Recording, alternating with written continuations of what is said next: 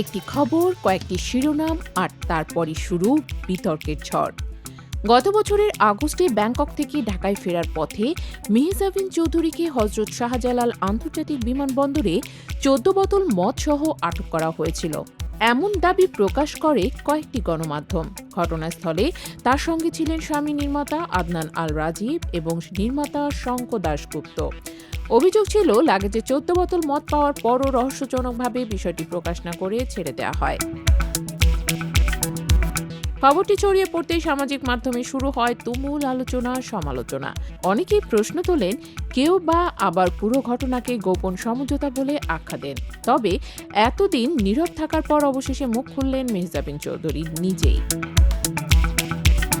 রবিবার নিজের সামাজিক যোগাযোগ মাধ্যমে দেয়া এক পোস্টে তিনি স্পষ্ট ভাষায় এই অভিযোগ অস্বীকার করেন। তার দাবি, দীর্ঘদিন ধরে উদ্দেশ্য প্রণোদিতভাবে তাকে টার্গেট করা হচ্ছে। মেহজাবিনের ভাষায়, কিছুদিন আগেও একটি মিথ্যা মামলায় তাকে হয়রানির শিকার হতে হয়েছিল, যেখানে আদালত তাকে অব্যাহতি দিয়েছে এবং সত্য প্রতিষ্ঠিত হয়েছে।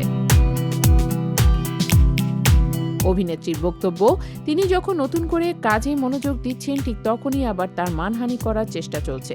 ইঙ্গিত দিয়েছেন, পরিকল্পিতভাবে তার ভাবমূর্তি ক্ষুণ্ণ করার একটি প্রবণতা কাজ করছে। শুধু অভিযোগ খণ্ডনেই থেমে থাকেননি মেহজাবিন। প্রযুক্তির অপব্যবহার নিয়েও উদ্বেগ প্রকাশ করেছেন তিনি। তার মতে, কৃত্রিম বুদ্ধিমত্তা বা এআই ব্যবহার করে ভুয়া ছবি ও ভিডিও তৈরি করা এখন খুব সহজেই হয়ে গেছে, যা শিল্পীদের জন্য বিব্রতকর পরিস্থিতি তৈরি করছে। বিশেষ করে নারীদের বিরুদ্ধে সাইবার টার্গেটিংয়ের বিষয়টি নিয়ে তিনি প্রশ্ন তুলেছেন, কেন বারবার নারী শিল্পীরাই এভাবে আক্রমণের শিকার হন। পুরো ঘটনায় তার অবস্থান পরিষ্কার। তিনি বিতর্কে নয়, ব্যক্তিগত জীবন নিয়ে জল্পনা কল্পনার বদলে তিনি চান তার পেশাগত সাফল্য ও কাজই হোক আলোচনার কেন্দ্রবিন্দু।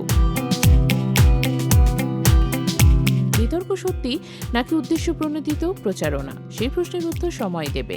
তবে আপাতত স্পষ্ট একটাই, মেহজাবিন লড়াইটা করছেন নিজের অবস্থান ও সম্মান রক্ষার জন্য, আর দর্শক ভক্তদের চোখ এখন সেদিকেই। বিতর্ক থেমে গিয়ে কি আবার আলোচনায় ফিরবে শুধুই তার কাজ?